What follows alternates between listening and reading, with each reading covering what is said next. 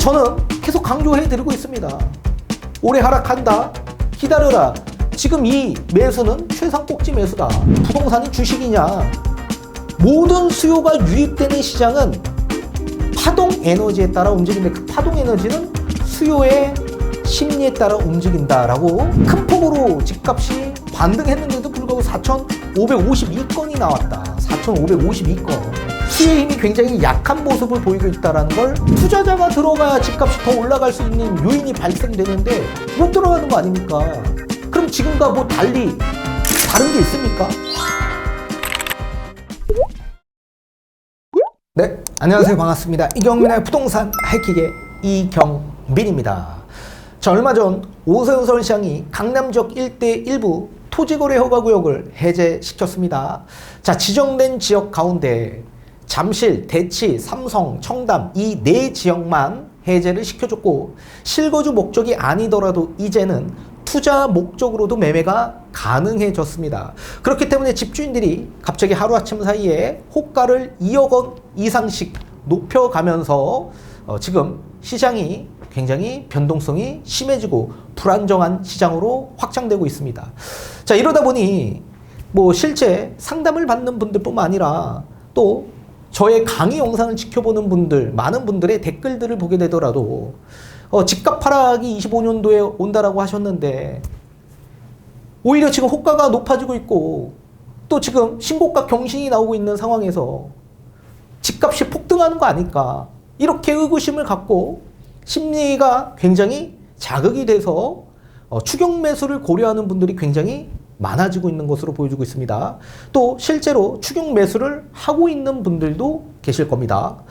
저는 일관되게 여러분들한테 동일하게 말씀드리고 있습니다. 2019년부터 부동산 전망이 정립됐던 시기이고 지금까지 단 한 번도 저의 전망은 바뀌어 본 적이 없다. 그리고 일관되게 여러분들에게 동일하게 똑같이 전망하면서 말씀을 해드리고 있습니다.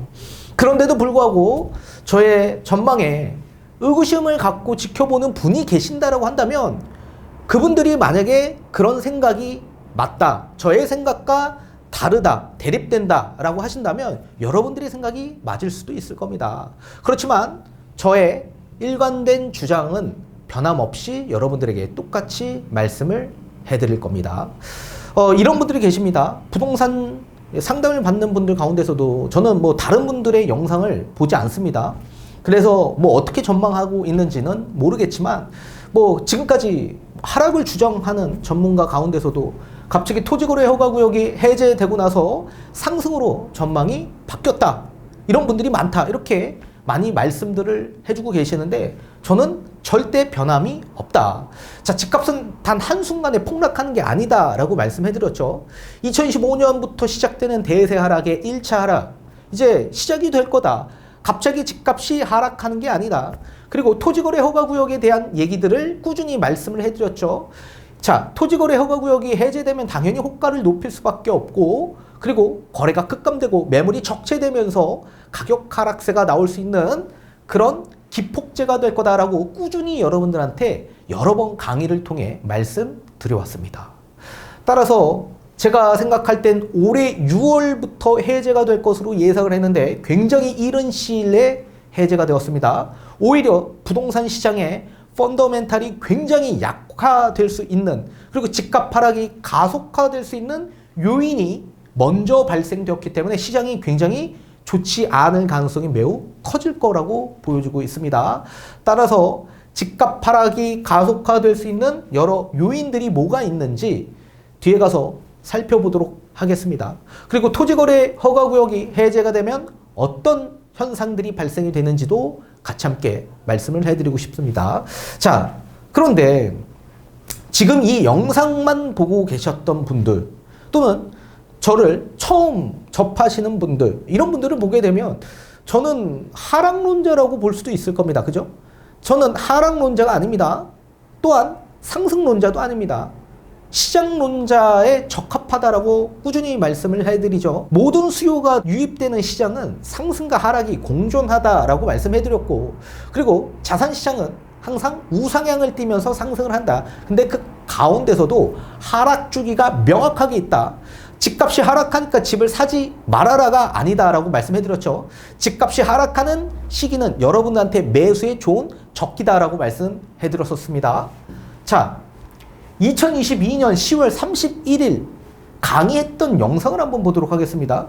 자, 제목을 보게 되면 15억이 초과되는 아파트 주담대 대출받아 상급지 갈아타기 바닥 매수 당장 해라 라는 제목을 통해 여러분들한테 설명을 해드린 바 있었습니다. 자, 이 시기는 집값이 큰 폭으로 폭락했던 시기고 기준금리가 큰 폭으로 급등했던 시기였고 주택담보대출 금리도 6% 이상을 초과했던 시기였습니다. 그 당시 제가 뭐라고 말씀해드렸는지 보도록 하겠습니다. 자, 이 당시 공동 5차 레미안 1주택 거주 중에 있는데 대출받아서 상급지 갈아타기 해도 될까요? 라는 질문이었었습니다. 자, 잠실과 흑석동 일대의 아파트들 대부분 최고가가 한 26억대, 27억 정도 수준까지 갔다. 그리고 공동 5차는 17억대까지 갔다. 그죠? 자, 잠실에 있는 엘리트 아파트. 제가 며칠 전 강의 영상을 통해서도 여러분한테 설명을 해드렸고 꾸준히 설명해드렸죠. 모든 아파트는 입지에 따라 가격이 전부 다 다르게 움직이는 게 아니다. 상승기 때 상승을 주도했던 대표적 대장주 아파트의 상승률이 동일하게 대입돼서 상승된다라고 말씀을 해드린 바 있었습니다. 그리고 각각 상승 주기 때 하락하는 구간들이 오는데 그 하락하는 구간이 진짜 그 아파트의 펀더멘탈 가격이고 그 시점에 상승률을 대입해서 산출된 금액의 평균 금액을 예상 정고점이라고 제가 말씀을 드렸었습니다. 못 보신 분들은 저저번 강의 영상을 참고하셨으면 좋겠습니다. 자, 그렇다면 잠실 엘스 아파트, 리센치 아파트의 예상 정고점은 얼마냐? 29억이다 라고 말씀해드렸죠. 그리고 트리지움은 27억, 그리고 레이크 팰리스는 26억, 파크리오는 25억입니다. 그리고 잠실 주공은 30억입니다. 그럼 따라서 요 시기 때 26억을 찍었던 아파트가 있는데 만약에 엘스 아파트는 29억이죠. 29억까지 가야 됩니다. 상승기 때. 근데 상승기 때 가지 못했던 겁니다. 그럼 만약에 26억을 찍고 27억을 찍었으면 여러분들이 바라봤을 땐 그 아파트는 신고가 아파트죠.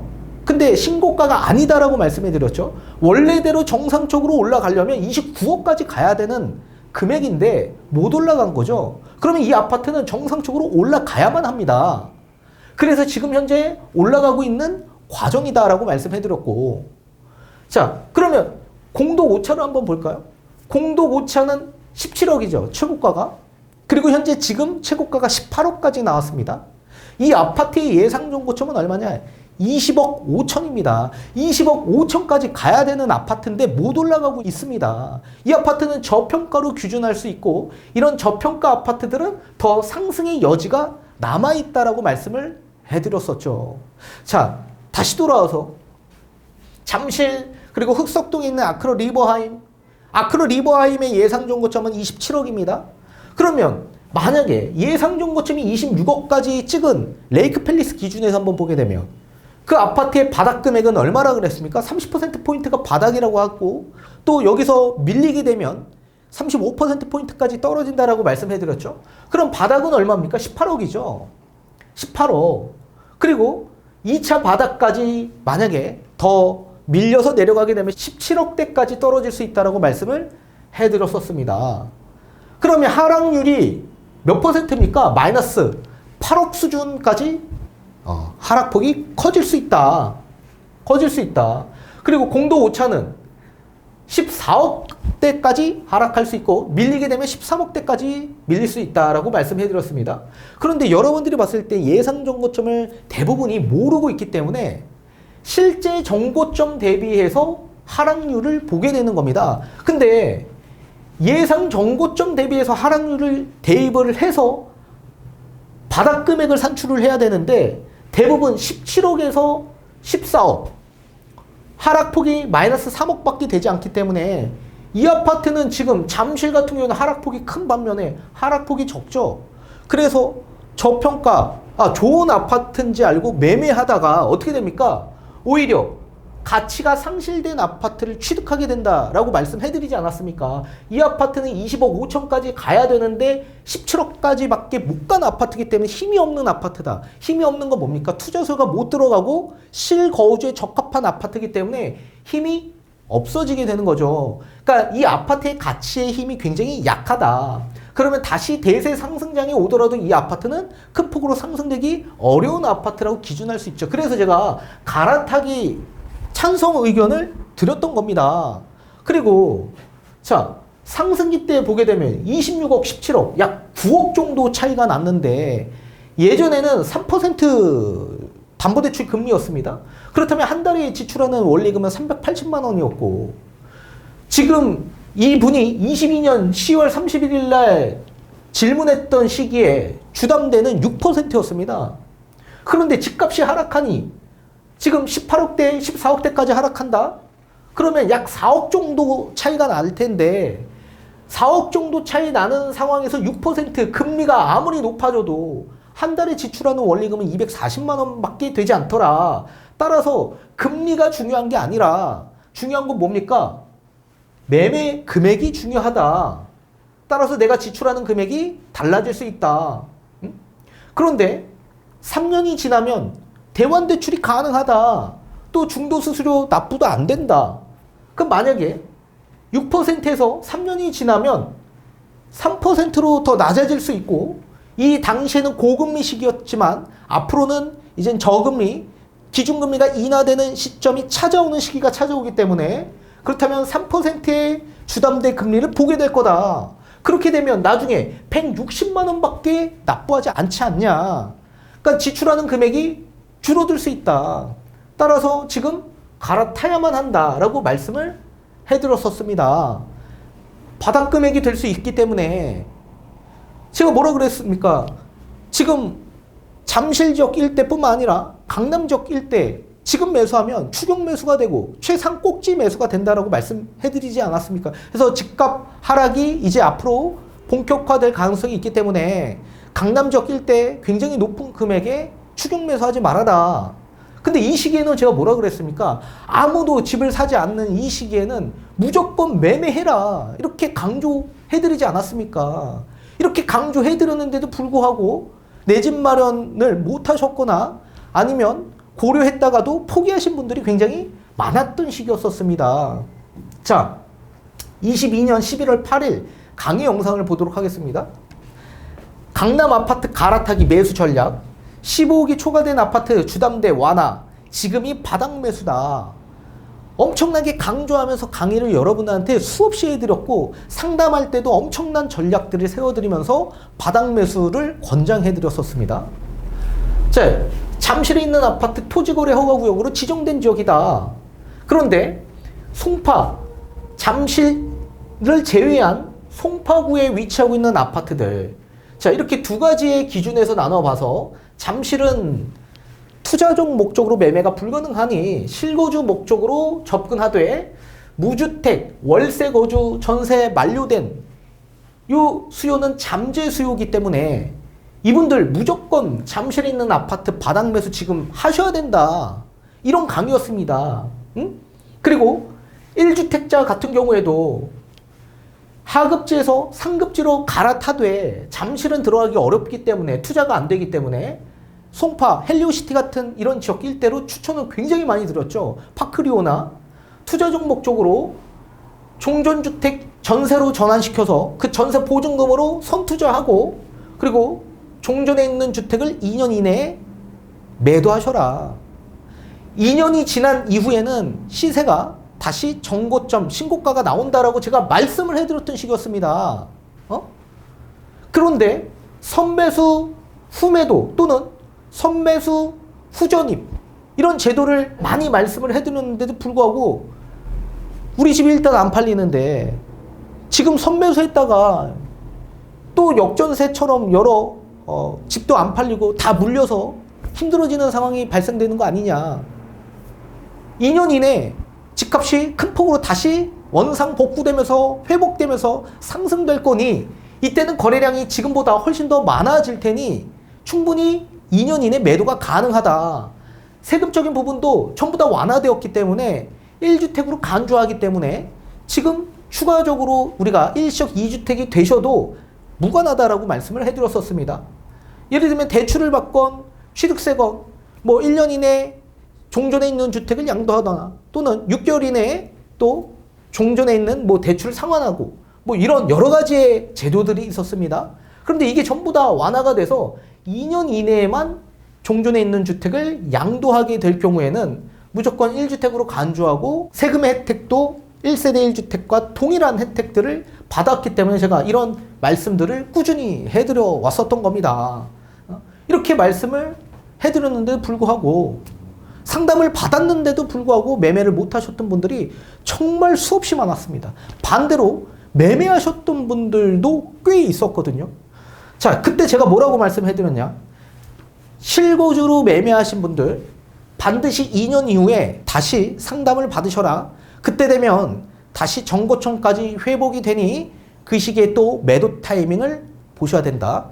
그래서 지금 현재 예전에 요 22년 11월 달, 12월 달, 1월 달, 23년 1월 달 이렇게 제가 많이 말씀을 해드렸는데 그때 매수하셨던 분들 지금 현재 계속 시장에 나오고 계십니다. 나오셔서 2년 거주했기 때문에 비과세 요건이 충족되죠. 그리고 완전히 저가에 매매했고 바닥 매매했기 때문에 지금 시세가 굉장히 많이 높아져 있는 상황에서 나오셔서 시세 차이 크게 보신 분들 굉장히 많이 계십니다. 또 투자를 목적으로 계획하셨던 분들도 마찬가지. 이분들도 지금 바닥 매수하신 거 아닙니까? 바닥 매수. 따라서 이런 여러 가지의 전략들 굉장히 많이 세워드렸고 본인에 있는 종전주택은 거의 최상 꼭지에 매도하고 또 신규 주택은 바닥 매수한 거 아닙니까? 이렇게 제가 하락만 강조하는 게 아니라 집을 사야 되는 시기일 때는 이렇게 강조하면서 여러분들한테 설명을 드렸는데도 불구하고 조회수를 보게 되면 2,000 조회수, 3,000 조회수 정도밖에 되지 않습니다. 그 정도로 집값이 하락하면 지금과 다르게 심리가 완전히 죽어버리게 되고 또 흥미가 완전히 식어버리게 되면서 아예 관심이 없어집니다. 그래서 매수 기회를 다 놓치는 분들이 굉장히 많죠. 그리고 23년 2월 달에 제가 여러분들한테 정말 피를 토하면서 말씀해드렸던 강의도 한번 참고해 보도록 하겠습니다. 지금 임장 다니면서 저가 매수, 저가 투자에 임하고 계시는데 여러분 지금 뭐하고 계시는 겁니까? 이거 못 잡으면 어떻게 됩니까? 금액 계속 올라가면 또 넉넉고 내 집 마련 못 하시는 겁니다. 저가 매수 할 수 있는 좋은 기회는 제가 봤을 때 2023년 상반기 내에서 1분기가 네, 안녕하세요. 반갑습니다. 이경민의 부동산 하이킥의 이경민입니다. 자, 2023년 2월 달이 돼서 급매물들이 소진되어 가고 있는 상황입니다. 오히려 매도인들은 매도 호가를 계속 높이고 있는 상황이고 간혹가다 나오는 급매물들이 거래가 돼서 하락폭이 조금 더 커지고 있는 상황입니다. 다만 지금 거의 급매물들이 소진되어 가고 있는 상황이다. 그리고 여러분들이 저가 매수할 수 있는 좋은 기회는 제가 봤을 때 2023년 상반기 내에서 1분기가 여러분들이 저가 매수할 수 있는 좋은 시기다라고 제가 말씀을 드려 왔었습니다. 저의 개인적 견해로선 저는 12월 달이 바닥이라고 생각하고 있기 때문에 그렇습니다.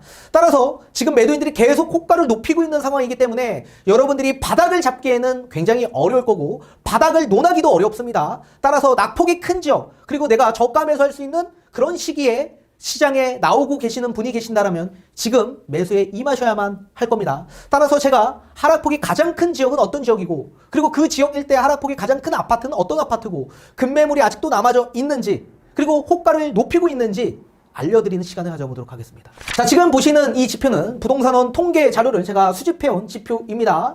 자, 주간 매매가격 지수를 가지고 왔는데 2021년 12월 13일 기준에서는 모든 지역들이 지수가 상승했던 시기였습니다. 그리고 그 이후부터는 이제 하락세에 접어들었고 2022년 2월 13일 기준까지 해서 증감률을 가지고 와봤습니다. 자, 서울 같은 경우에는 마이너스 9.9% 정도가 하락폭을 키웠다. 자, 앞에서 보신 것처럼 23년 1분기 바닥 매수는 못하더라도 저가 매수할 수 있는 마지막 기회가 될 수 있다라고 말씀을 드리면서 제가 3월 달까지만 저가 매수에 대한 방안에 대해서 설명을 드리고 전략을 세워드렸던 시기였었습니다.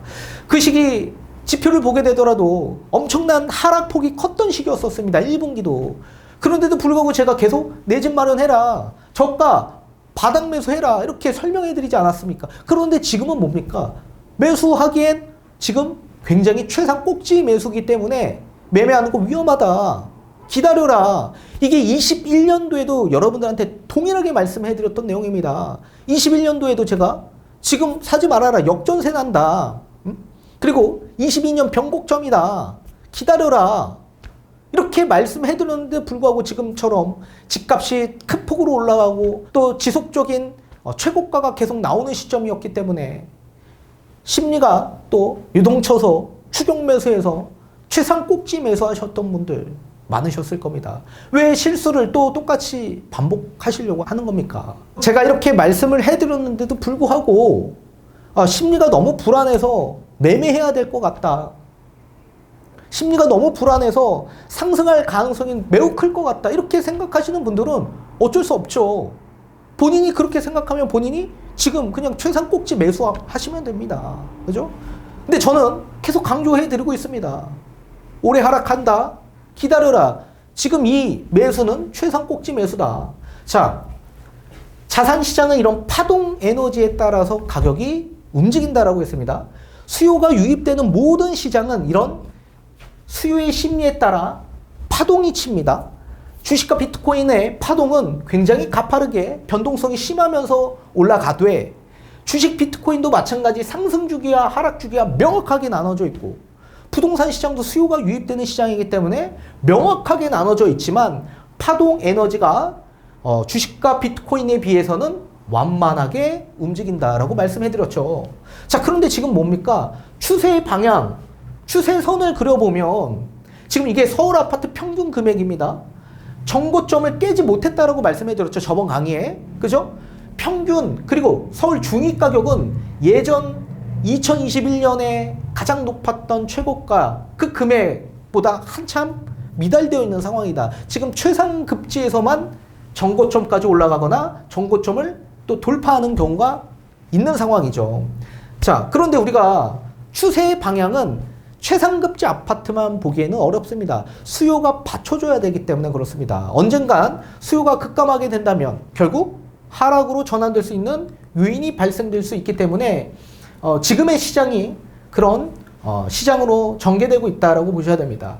자, 그러면 지금의 이 패턴을 보게 되면 대부분 트릭이 지금 계속 나오고 있는 패턴이거든요. 주식도 마찬가지면 주식을 하고 계신 분들이 있다라고 한다면 당연히 이 에너지에 따라 움직이기 때문에 항상 차트 분석을 하고 접근을 하셔야만 합니다. 지금 이 차트는 대표적인 차트입니다. 고점을 찍고 가격이 큰 폭으로 하락합니다.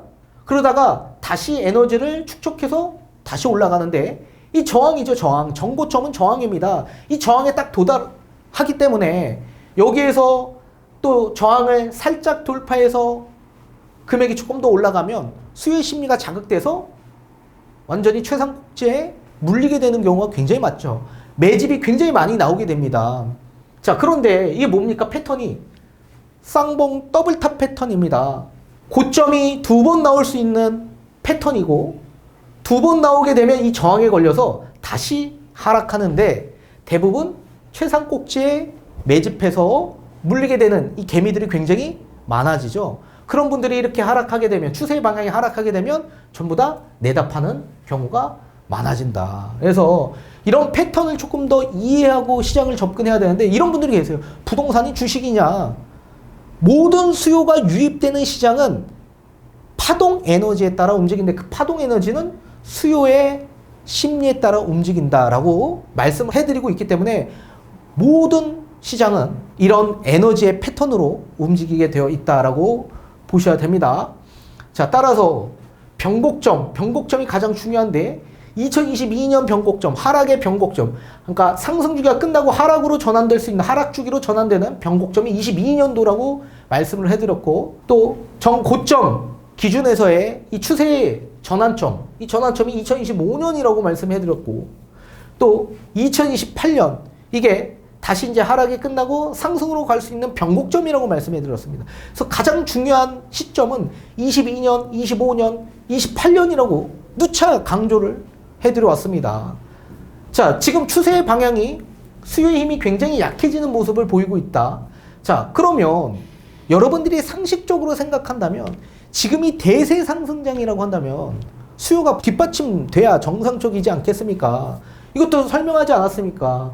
서울 평균 6천 건의 거래가 평균치인데 지금 평균이 2024년에 큰 폭으로 집값이 반등했는데도 불구하고 4,552건이 나왔다. 4,552건.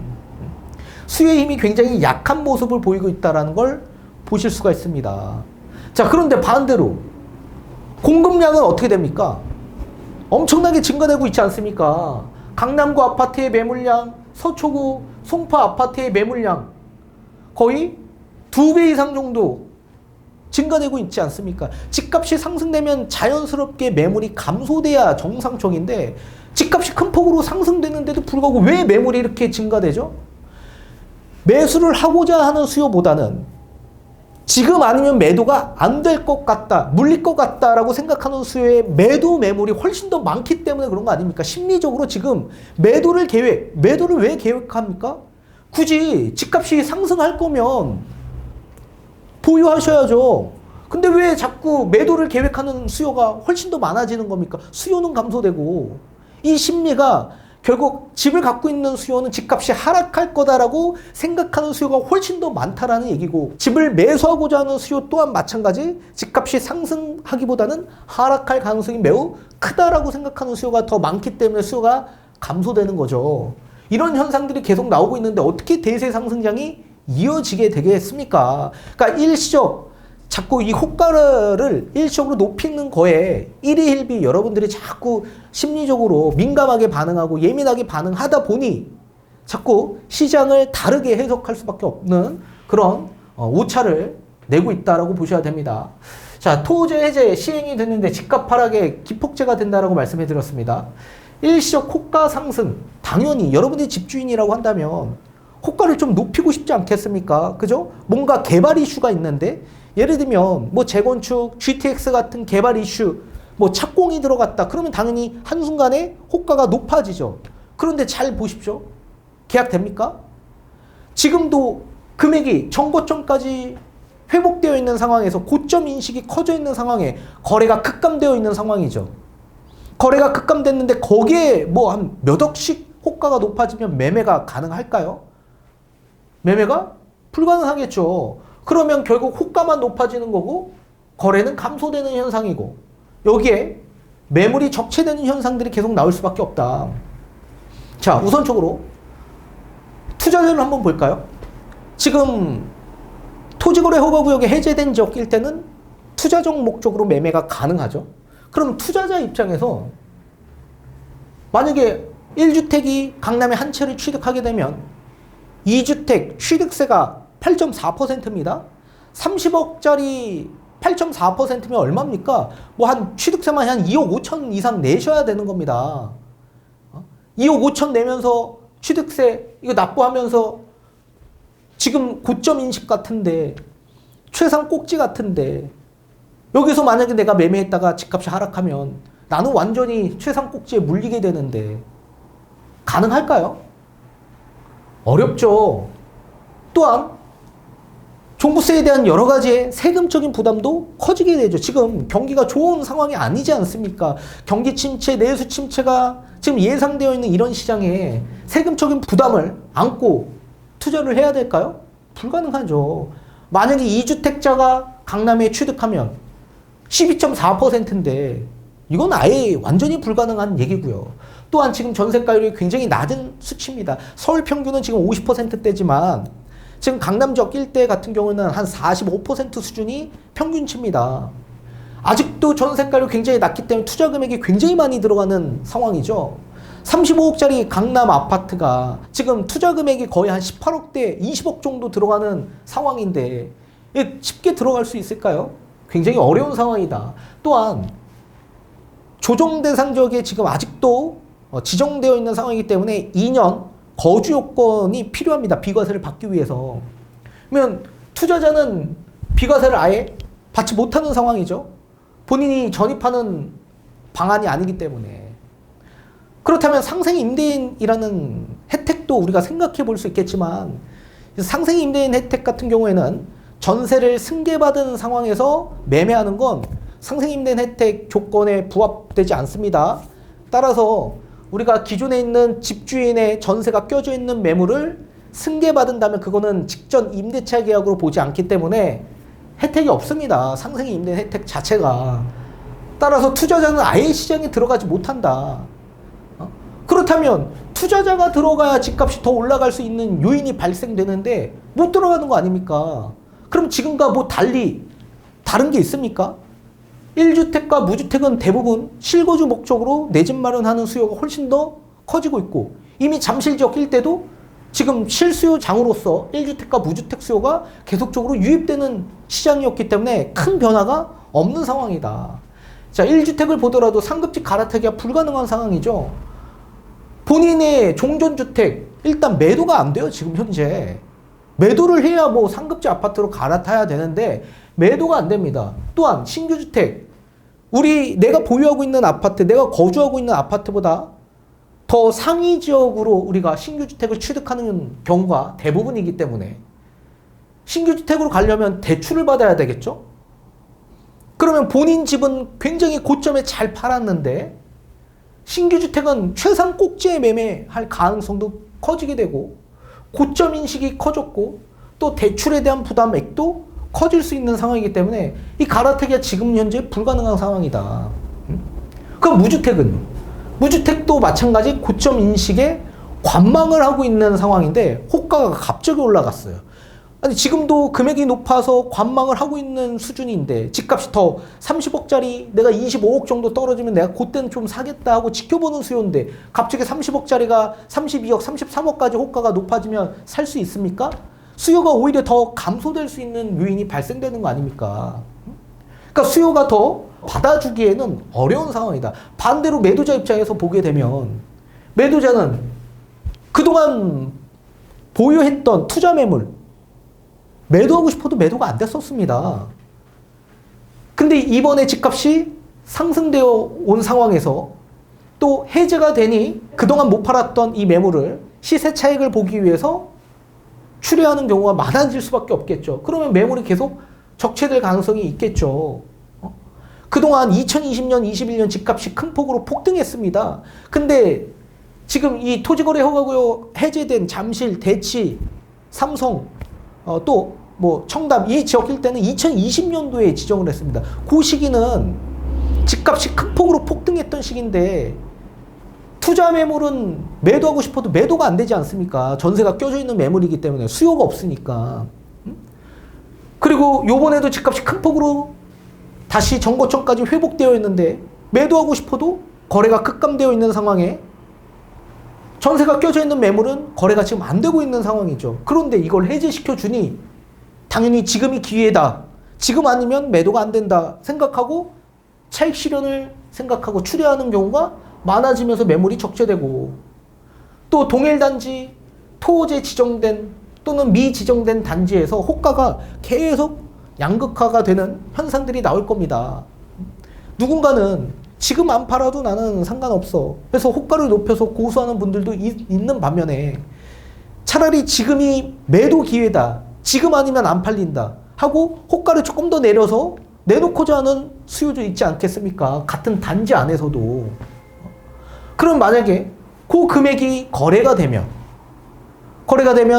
하락, 호가가 좀 낮아진 금액에 거래가 되면 또 지금 호가는 높지만 거래되는 금액은 가장 금매 물건만 거래가 되고 여기서 금매 물건이 거래가 되면 더 낮아질 수도 있겠구나 라고 생각하는 수요가 또 이렇게 기다리면서 관망을 하면서 호가가 더 낮아질 가능성도 배제할 수 없죠. 또 토지거래 허가구역에 미지정된 단지는 호가가 더 낮아질 수밖에 없죠. 그 기대감이 낮아졌기 때문에. 예를 들면 압구정이나 또는 목동, 신시가지, 여의도 재건축 또는 뭐 성수전략정비 이런 지역일 때는 토지거래 허가구역으로 아직도 묶여있는 지역이죠. 그런 지역일 때는 또 호가가 계속 낮아지면서 또 거래가 지금보다 더 급감되는 상황이 나올 수 있고요. 이렇게 계속 호가가 양극화를 띌 수밖에 없다. 자, 2023년 3월 12일 날 강의해드렸던 영상입니다. 이 당시 제가 뭐라고 말씀해드렸냐? 자, 이 당시는 앞에서 우리가 그래프에서 보신 것처럼 집값이 큰 폭으로 하락했던 시점이었었습니다. 그런데 강남 3구 용산 아파트 집값 폭락 이제 없다. 토지거래 허가구역 해제, 금리 인상 이 부분을 잘 염두하고 시장을 봐야 된다. 오히려 강남 3구와 용산은 하방 경직성이 굉장히 높기 때문에 낙폭이 적다. 이렇게 말씀해 드렸습니다. 자, 집값 하락은 총 두 가지에서 나왔다. 급격한 기준금리 인상 그리고 역전세. 이 발생으로 인해서 큰 폭으로 집값이 하락했는데 금리는 1주택과 실거주 입장에서 굉장히 부담됐던 상황에 매물을 내놓고자 하는 수요가 많았고 역전세는 특히 다주택자, 투자적 목적으로 접근하셨던 분들의 역전세 매물이 굉장히 크게 나왔던 시기였기 때문에 매물이 적체되는 현상들이 많이 발생되었죠. 자, 그런데 대출 규제가 됐던 시점은 2019년 12월 16일 투기과열지구내 15기 초과된 아파트는 대출이 한 푼도 나오지 않았었습니다. 따라서 2020년, 21년 집값이 폭등했던 시기에는 대부분 강남 지역 일대 현금으로 매입하셨던 분이기 때문에 2022년, 23년 급격한 금리 인상에 따른 매도 매물 출회가 거의 없었다. 그래서 하방 경직성이 굉장히 높았다. 매도할 이유가 없잖아요. 현금으로 매매했기 때문에. 그럼 반대로 다주택, 투자적 목적으로 강남에 접근했던 수요. 이 분들도 마찬가지 2020년부터 토지거래 허가구역으로 대부분 지정이 되어 있기 때문에 강남 지역 일부 대부분의 지역 일대는 전세 끼고 집을 못 샀죠. 그래서 역전세 노인분들이 다른 지역에 비하면 그렇게 많지 않았다. 그래서 매도 매물이 많이 나올 수 없다. 이렇게 말씀을 해드렸었습니다. 그렇기 때문에 하방 경직성이 굉장히 좋지만 만약에 토지거래 허가구역이 해제가 된다면 이게 완화되는 시점이기 때문에 또 다시 전세를 끼고 내 집 마련하는 수요가 들어오는 그런 환경에 놓여지게 되고 또 이렇게 1주택 실거주 목적, 무주택 실거주 목적으로 추격 매수해서 고점에 무리하게 대출을 연끌해서 매매하셨던 분들이 나중엔 다시 대세 하락장이 온다면 하락의 위험에 노출이 될 가능성이 매우 커지는 시장으로 전개될 거다. 이렇게 말씀해 드렸고요. 또 펀더멘탈이 굉장히 약화될 거다. 주택을 구입하는 주체를 보게 되면 다주택, 1주택, 무주택이 있지만 다주택은 역전세 대응하느라 돈들이 없다. 매매를 못한다. 1주택은 상급지 갈아타기가 이미 끝이 났다. 23년도에. 그리고 지금 상급지는 갈아타기가 불가능하다. 본인 집이 안 팔리기 때문에 그리고 대출에 대한 부담이 커지기 때문에 그리고 무주택은 실거주 또는 선투자 후전임 목적으로 가야 되지만 지금 나오는 수요가 대부분 무주택이 내 집 마련하는 수요다. 근데 이분들은 이제 경험이 없다 보니까 집값이 또 하락할 건지 상승할 건지에 대한 기준점이 명확하지 않습니다. 그러다 보니 심리에 굉장히 쫓겨서 자칫 잘못해서 고점 매수하신 분들이 많아질 수밖에 없는 환경이죠. 따라서 이런 주택 구입의 주체가 있지만 2024년 집값 반등기에 무주택 매입 비중이 폭증했고 특히나 선택지가 다양했던 토지거래 허가구역에 미지정된 아파트의 거래가 굉장히 많았다. 그래서 이 매매 거래가 오히려 풍선 효과를 만들었다. 그렇지만 토지거래 허가구역에 지정된 아파트는 집값이 아예 안 올라간 게 아니다. 오히려 더 많이 올라갔다. 집값 상승분은 동일하다 하면서 여러 가지 지표들을 통계 지표들을 함께 보여드렸었습니다. 그리고 규제의 역설적 효과가 나온다. 수요 억제 정책이다. 이거는. 그리고 토지거래 허가구역에 대한 규제, 대출 규제가 본격화되면서 수요를 억제했고 부동산 시장 현황에 따라 수요 심리 변화로 증감의 차이가 있을 거다. 토지거래 허가구역이 규제가 되면 한정된 수요로 수요가 감소되고 당연히 수요가 감소되니 매물도 감소될 수밖에 없다. 지금 이런 상황이었죠. 근데 해제가 되면 어때요? 한정된 수요가 증가될 수도 있다. 다만 시장 상황에 따라 다르다. 지금이 너무 고점인 상황에서 수요가 예전보다 더 많이 늘어나기가 어려운 상황이죠. 또 앞에서 보신 것처럼 평균 거래량이 6천 건을 한참 하회되는 상황이기 때문에 지금 수요가 계속 감소되는 수치죠. 그럼 반대로 매물은 더 적체될 가능성이 커지죠. 시세 차익을 내기 위해 그동안 못 팔았던 이런 매물들을 쏟아내는 상황이 나오게 될 거다. 그리고 대출 규제는 수요를 감소시키고 매물을 증가시킨다. 대출 완화는 또 시장 상황에 따라 다르다. 이제 부동산이 상승하는 시기라고 한다면 대출을 받고자 하는 수요의 심리가 훨씬 더 많아지죠.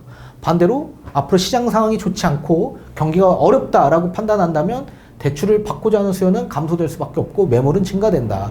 그렇다면 앞으로의 시장은 어떻게 될 거냐? 대출이 규제되고 토지거래 허가구역이 해제됐습니다. 그러면 수요는 감소되고 매물은 증가되는 현상으로 가는 겁니다. 이제 앞으로는. 이건 뒤에 가서 다시 한번 보도록 하겠습니다.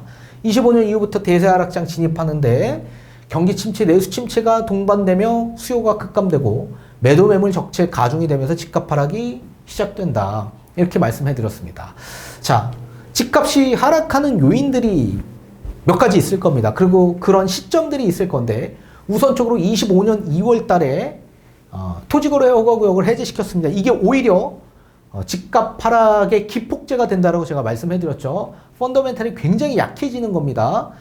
자, 그리고 두 번째, 조기 대선이 만약에 시행이 된다라고 한다면 부동산 공략에 대한 기대감이 예전 같지 않을 겁니다. 굉장히 낮아질 수 있다. 이 시점이 만약에 조기 대선이 시작이 된다면 25년 4월에서 5월이 될 가능성이 있을 거다라고 보여지는데, 자, 혹여나 조기 대선이 시행이 되지 않고 또는 여소야대로 진행이 된다라고 하더라도 지금과 정책 변화가 아예 없을 거다. 자, 지금처럼 우리가 법을 제정해서 또는 법을 개정해서 만들 수 있는 환경이 아니죠. 여소야대는 야당의 의석수가 워낙 많은 상황이기 때문에 지금처럼 시행령 개정으로만 계속 지금의 여러 세제 혜택들을 유지하는 쪽으로 갈 가능성이 커질 수밖에 없을 거라고 생각합니다. 반대로 여대 야소로 진행을 하게 될 경우에는 뭔가 변화가 있을 가능성이 있겠지만 제가 봤을 땐 큰 변화는 없을 것으로 보여집니다. 다만 지금 지방과 수도권의 이런 차이가 워낙 양극화가 되는 상황이기 때문에 지방에 대한 핀셋 부양 정책이 나올 가능성이 클 거라고 보여집니다. 그리고 또한 1주택에 대해 1주택 한정 감세되는 여러 정책안들을 계속 유지할 가능성이 있다. 그래서 다주택에 대한 규제는 계속 진행될 수밖에 없습니다. 예컨대 뭐 취득세 중과 이런 것들은 계속 지금까지 계속 이어진 것처럼 유지할 가능성이 있고 1주택에 대해 감세 예컨대 뭐 1주택, 일시적 2주택 이런 형태에 따른 뭐 종부세, 뭐 재산세 이런 혜택들이 있습니다.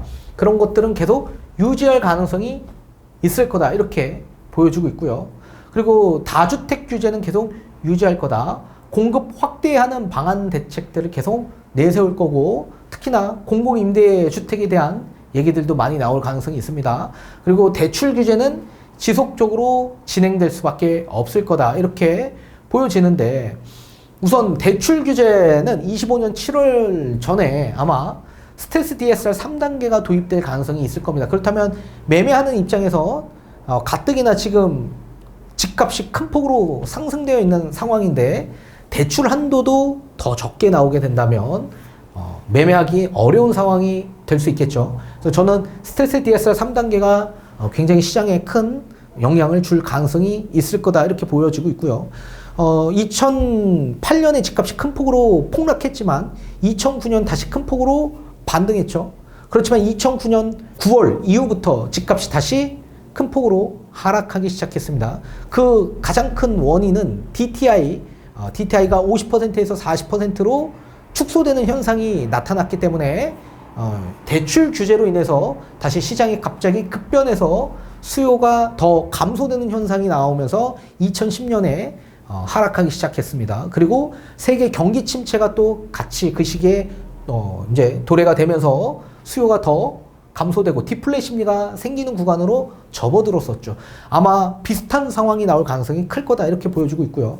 또한 전세에 대한 대출 규제도 도입될 수 있습니다.